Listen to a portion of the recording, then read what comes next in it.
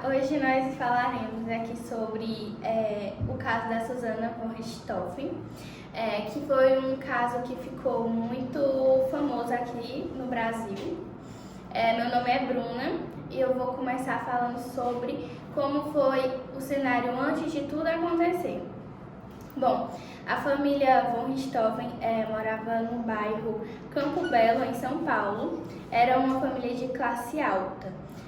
O pai, Manfred, nasceu na Alemanha, só que foi naturalizado aqui no Brasil e ele era engenheiro. A mãe, Marísia, era uma psiquiatra e os dois tinham dois filhos, que era a Suzane e o Andrés von Richthofen. Os dois foram educados nas melhores escolas de São Paulo.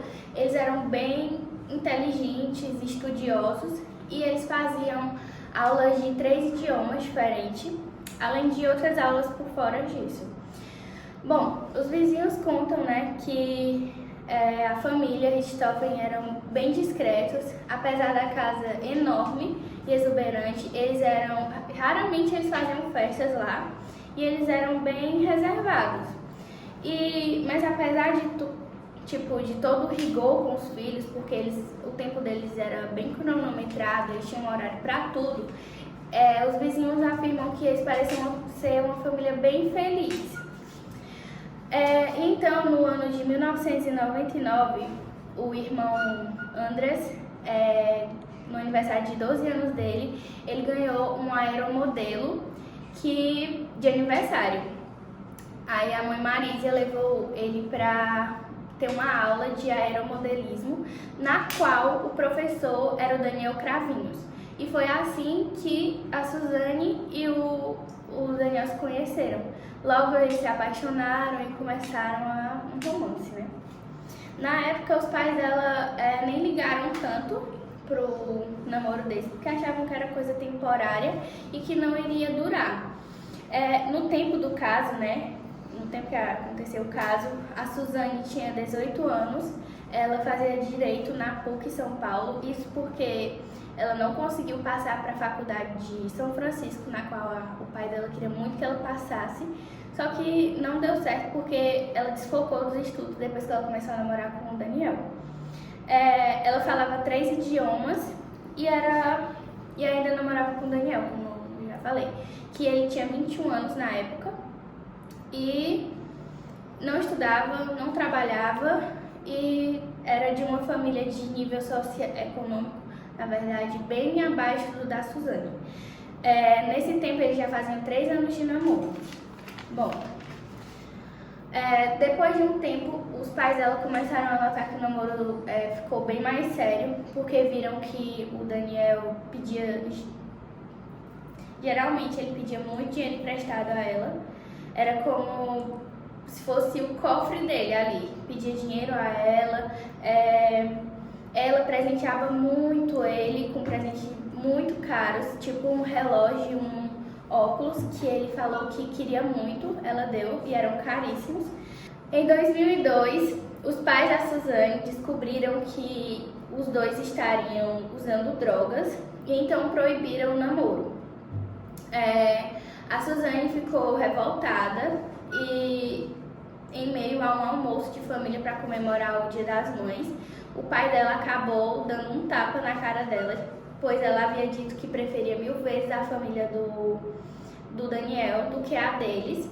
E aí, com esse tapa, ela ameaçou de ir embora de casa, de nunca mais voltar lá, e ela acabou saindo. Só que no outro dia ela voltou por ela ter 18 anos e certamente que a justiça faria com que ela voltasse de qualquer jeito, porque ela era sob guarda dos pais dela, Ela voltou afirmando que os pais dela estavam certos, de que eles realmente não dariam certo, ela e o Daniel, e que ela teria dado um fim ao namoro deles. Que ela até chegou a tirar a aliança de compromisso deles para confirmar a história. Com isso, os pais delas tomaram uma certa confiança novamente para ela, e logo depois eles acabaram por uma viagem e deixando ela e o irmão dela sós em casa. Agora eu passar a palavra para o meu amigo Vinícius, que vai continuar o caso. Bom, meu nome é Vinícius e fiquei responsável por falar sobre o planejamento e a noite do crime. Bom, a partir do momento que eles ficaram sozinhos, que foi durante um período de quase um mês, basicamente, eles provaram um pouco do gostinho do que é estarem juntos e serem basicamente um casal de verdade.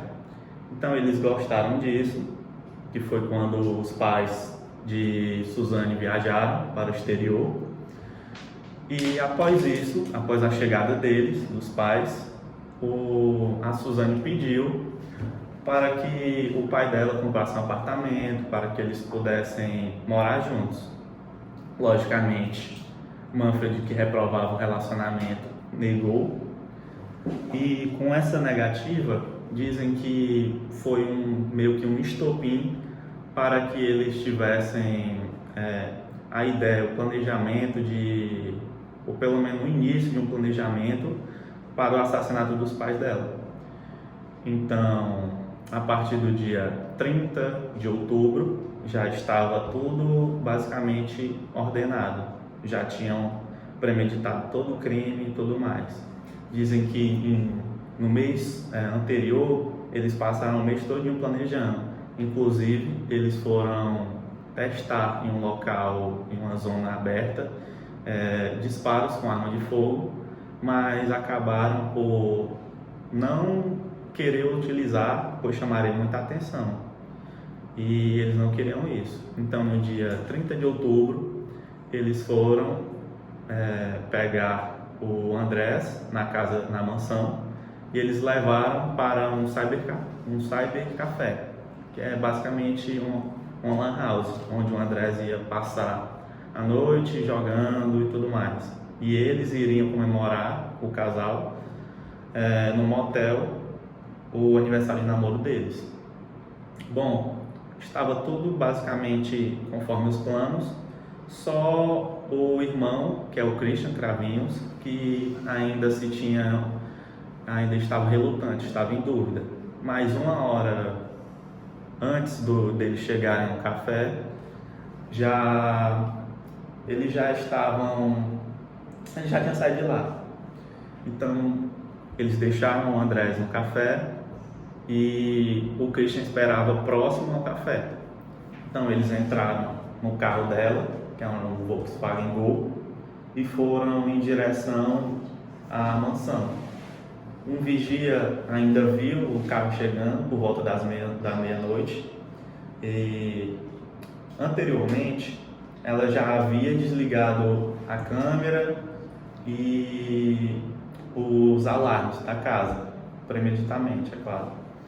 Então eles entraram, saíram e pegaram as coisas que estavam dentro para as armas do crime, que eram bastões feitos pelo irmão Daniel, que ele era praticante de aeromodelismo e ele já tinha uma certa habilidade com isso. Então ele que fez o bastão de ferros que foram usados como armas do crime. Eles já estavam vestidos adequadamente, de forma que não deixassem vestígios, e com meias calças e blusas que não deixassem pelos nem nada do tipo. Eles entraram na mansão e Suzane foi em busca de materiais que não ligassem eles à cena do crime, como que foram as sacolas plásticas, luvas cirúrgicas que eram utilizadas pela mãe. Então, Suzane, ela ficou lá, antes de ficar lá embaixo, ela sumiu, acendeu uma luz do corredor, e para que os irmãos tivessem uma visão melhor dos pais dela dentro do quarto, e ela desceu, e é dito que ela ficou lá embaixo durante todo o crime. Então, eles subiram a escada e um foi para o lado da Marisa, que foi o Christian, e o Daniel foi para o lado do pai, o Manfred. O Daniel ele já tinha uma motivação extra, que a Suzane já havia falado anteriormente, que tinha sido abusado pelo pai sexualmente, então ele já foi com mais raiva. Então, simultaneamente, eles atacaram os dois e onde dizem que o pai morreu primeiro e a mãe ela demorou um pouco mais, sendo necessário 5 pauladas para que ela morresse, ela falecesse. Então, durante o ato, dizem que ela botou a mão aqui no rosto ainda para se defender, mas pegou na mão dela e acabou fraturando os ossos da mão dela. E depois, como ela estava agonizando no chão, o Christian ele pegou uma toalha e enfiou na garganta dela, quebrando os ossos da garganta. Todos nós sabemos que em casos assim, principalmente de homicídio, ocorrem muitas controvérsias nas versões apresentadas pelas partes. Nesse caso não foi diferente. Por mais que fosse premeditado, planejado, o plano aparentemente não saiu como planejado. Como o Vinícius falou, eles prosseguiram com o homicídio e logo após eles deram início ao álibi que eles tentaram construir, que foi um fracasso. Por quê? Logo após do assassinato, eles foram para um motel, deram entrada no motel, escolheram uma suíte e lá eles ficaram como se fosse uma noite normal, pois estavam comemorando o aniversário de namoro. Então lá eles consumiram coisas e um detalhe que futuramente seria crucial foi que Daniel, quando estava no motel, pediu comprovantes de compra. Isso normalmente não acontece.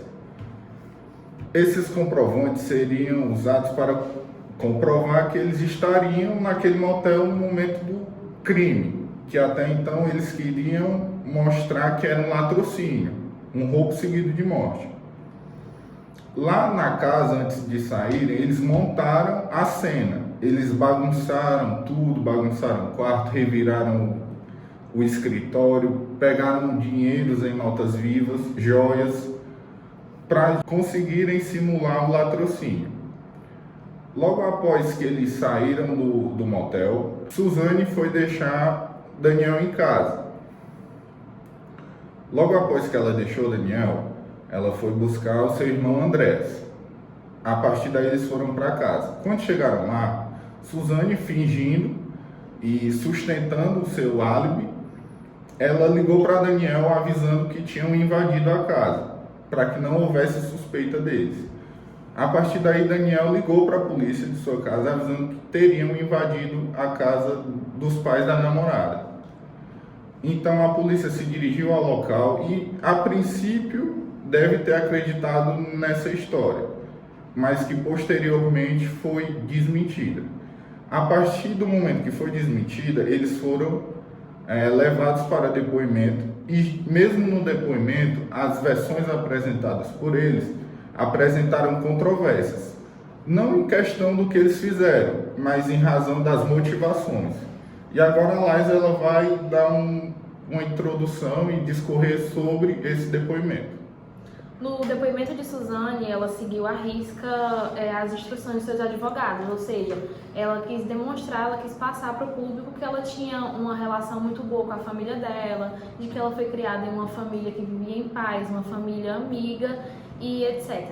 O julgamento dela durou por volta de 2h30 e ela insistia na tese de que ela era manipulada por Daniel e que ela tinha sido iniciada nas drogas por ele, e que foi ideia dele matar os seus pais para aproveitarem a herança. Suzane ela alegou também que foi com Daniel que ela tinha perdido a virgindade e que o namorado dela era dependente financeiramente dela, o que foi contra a tese dele, que dizia justamente o contrário, de que Suzane já tinha iniciado nas drogas antes de conhecer ele e que ela já tinha perdido a virgindade. E Suzane afirmou que também, que para ela se aproximar de Daniel, ela acabou se afastando da sua mãe, que ela faltava suas aulas de karatê, que ela faltava aulas no colégio e no cursinho. E disse também que Daniel exigia que Suzane pagasse suas contas e todas as viagens que ela fazia com o ex-namorado. E a jovem repetia no seu depoimento várias vezes de que ela somente obedecia às ordens de Daniel. Segundo o relato dela, ela disse que encontrou o Daniel na noite do crime, assim como ela fazia durante todos os outros dias, e que naquele dia eles usaram muita maconha, e que esse era o motivo de ela estar tão atordoada, e durante esse tempo ele falava como seria muito melhor a vida dos dois sem a presença dos pais dela. E afirmou também que ela dirigiu o carro com o Christian e Daniel até sua casa e que dali ela teria subido a mando deles para olhar se os pais dela estavam acordados e depois teria entrado, mas ela negou que teria dado qualquer sinal para que eles subissem até o quarto. Disse que durante esse tempo ela estava muito atordoada, confusa e que teria ficado na biblioteca e que não sabia o que os irmãos estavam fazendo. O julgamento do caso ocorreu no dia 5 de junho de 2006. Era para ter ocorrido, na verdade. Só que foi adiado pelo fato de que os advogados dos irmãos Cravinhos não compareceram ao júri. Sendo assim, o primeiro dia foi ocorrido em 17 de julho de 2006, onde os 3 acusados depuseram e Suzane, no depoimento dela, afirmou que não tinha conhecimento do plano para matar seus pais e que ela afirma que o plano foi pensado apenas pelos irmãos Cravinhos. Ela afirma também que estava sob efeito de drogas e que estava fora de si, e que conduziu os irmãos para casa sem saber que eles iriam assassinar seus pais e que só tinha tomado conhecimento depois de chegar na residência com seu irmão Andrés. Ela também descreve o relacionamento dela com Daniel abusivo. No depoimento de Christian, irmão de Daniel, ele afirma que apenas Daniel teria matado Manfred e Marisa. E, segundo ele, as palavras de Suzane foram: quero matar meus pais hoje. No depoimento de Daniel, ele afirma que a mentora do ato foi Suzane e que, segundo ele, era de conhecimento de todos que o relacionamento dela com os pais era abusivo, onde ela sofreu agressões físicas, verbais e abuso sexual. Fora esses fatos, ele também deu ênfase que um dos principais motivos para ela matar os pais foi a herança. E é isso. E no segundo dia, ocorrido 18 de julho de 2006, depoimentos de Andrés, irmão da Suzane. Andrés desmente Daniel Cravinhos e afirma que nunca foi vítima de abuso ou maus tratos por parte dos pais. Andrés afirma também que sofreu chantagem emocional para que ele perdoasse a Suzane, que não acreditava no arrependimento dela e nem a possibilidade dela desistir da herança. Outro fato desmentido por Andrés foi a arma do crime usada por Suzane. Andrés disse que a arma não pertencia a ele, que ele apenas seguiu a ordem que ela tinha dado, que foi de jogar o objeto fora. No mesmo dia, as autoridades identificaram que as agressões foram simultâneas, não foi só feita por uma só pessoa, além de perceberem que durante o julgamento Suzane não esboçava nenhum tipo de emoção. No terceiro dia, a mãe dos irmãos Cravinhos prestou depoimento e ressaltou o arrependimento dos filhos. Nesse dia, Christian depõe novamente e confessa ter golpeado Marisa até a morte e diz que Suzane começou a participar do crime, alegando que com os pais ela não tinha uma vida e que Manfred teria tentado estuprar a filha aos 13 anos. No quarto dia, que ocorreu em 20 de julho de 2006, foram a exibição das imagens da perícia realizada no corpo de Marisa e o rosto desfigurado de Manfred. Os 3 réus, nesse momento, permaneceram de costas para o telão e mais uma vez foi observado que as emoções, a Suzane não esboçava nenhum tipo de emoção também. No quinto dia, ocorrido dia 21 de julho de 2006, foram realizados os debates da acusação e defesa. Os promotores pediram ao júri a condenação dos réus. E aí, no mesmo dia, 21 de julho de 2006, foi a sentença. O tribunal do júri condenou Suzane Richthofen e Daniel Cravinhos a 39 anos de reclusão, mais 6 meses de detenção pelo assassinato de Manfred e Marisa. Mortos apalados no dia 31 de outubro de 2002. A pena base foi 16 anos, mais 4 anos pelos agravantes para cada uma das mortes. Bom, agora eu vou falar um pouco acerca de como se deu a vista psicológica a respeito do caso da Suzane von Richthofen. Lembrando que tudo que eu vou falar aqui foi baseado no livro do Ulisses Campbell, que foi um jornalista muito conhecido por falar justamente sobre o caso da Suzane. Ele escreveu várias obras e nessas obras ele vai explicar um pouco, né, desde o crime até a questão da vista psicológica. A Suzane von Richthofen pediu, depois de 15 anos presa, como a minha amiga Júlia falou, pediu para que ela cumprisse a pena em liberdade por 2 vezes. A primeira foi em 2014 e a segunda foi em 2018. Nas 2 vezes foi negada. E aí, qual o motivo, né, de que a Suzane não consiga essa prisão no regime aberto? Bom, no primeiro teste feito em 2014, ela foi reprovada, digamos assim, porque ela foi contestado, né, através dessa perícia, que ela não estava arrependida, muito pelo contrário. Quando ela foi questionada se ela estava arrependida do que ela tinha feito com os pais, ela falou que sim, estava muito arrependida, ela acabou com a vida do irmão, com a vida dela, e que ela poderia estar fazendo faculdade, poderia estar casando, construindo uma família. E aí a gente já pode perceber que ela não tinha arrependimento por ter matado os pais, por ter acabado com a vida dos pais, e sim por ter acabado com a vida dela. Então ela foi reprovada em 2014. Em 2018 ela pediu novamente, porque são de 2 em 2 anos que podem ter esse pedido, e a juíza determinou que fosse feito novamente o teste.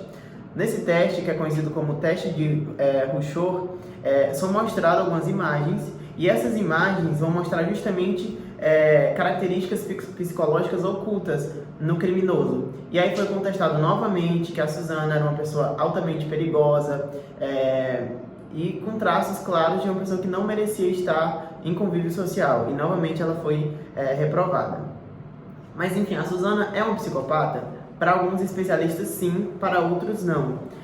O que se sabe é que ela é uma pessoa extremamente sedutora, e durante essas perícias que eram feitas na cadeia, ela conseguia trazer para o lado dela os psicólogos, psiquiatras, assistentes sociais, de forma que influenciava diretamente nos laudos. Então nenhum deles acreditava que ela era uma psicopata pela situação que ela deixava, criava ali um ambiente aconchegante, ela oferecia coisas, isso dentro da cadeia. Mas o que é consenso entre todos esses especialistas é que a Suzane von Richthofen era uma pessoa extremamente manipuladora, dissimulada, egocêntrica, infantilizada, que é bem retratado nas fotos que se tem dela, simplista, indiosa, narcisista e tem uma agressividade camuflada. Então, nesse exame de Rorschach, foi constatado que se ela estiver em um ambiente que for necessário para que ela consiga algo para si, e de modo que ela só consiga isso cometendo o crime, ela vai cometer. Então por isso que ela não está no convívio social até hoje e está presa. Os irmãos Cravinhos foram soltos, se eu não me engano, e já voltaram, né? Um deles voltou, mas ela continua presa desde então. Suzane von Richthofen, condenada a 39 anos de prisão pelo assassinato dos pais, recebe no dia 14 de setembro de 2022 mais uma saída temporária com direito a 7 dias em liberdade. Já é a terceira saída dela só neste ano de 2022. A detenta cumpre pena desde 2015 no regime semiaberto e desde então possui o benefício de saídas temporárias. Em 2021, ela foi contemplada com o financiamento estudantil FIES e também recebeu a autorização do judiciário para cursar farmácia numa universidade na cidade de Taubaté. Entretanto, a mesma transfere o curso para biomedicina, que cursa até o momento na cidade de Taubaté, na faculdade Anhanguera, e usa até transporte público para se deslocar da penitenciária à universidade. Colegas da faculdade expuseram na internet como é o dia a dia com a nova colega, e uns falaram: ela chegou falando com todo mundo, toda cínica e muito simpática. Estavam todos babando ovo com ela e pedindo até autógrafo no caderno como se fosse uma celebridade. Já outro aluno comentou: a menina está presa e tem um iPhone 11, melhor que nós. Suzane segue presa na penitenciária feminina de Tremembé, no Vale da Paraíba, no interior de São Paulo, e atualmente com 38 anos tenta levar a vida mais normal possível, com previsão de liberdade para 2036, já que teve uma redução de sua pena de 39 anos para 34 anos. Vale lembrar também que Suzane também não recebeu nada da herança dos pais, avaliada em mais de 2 milhões de reais, e nem da plataforma Amazon Prime Video, com 2 filmes lançados em 2021 contando a história na noite do crime.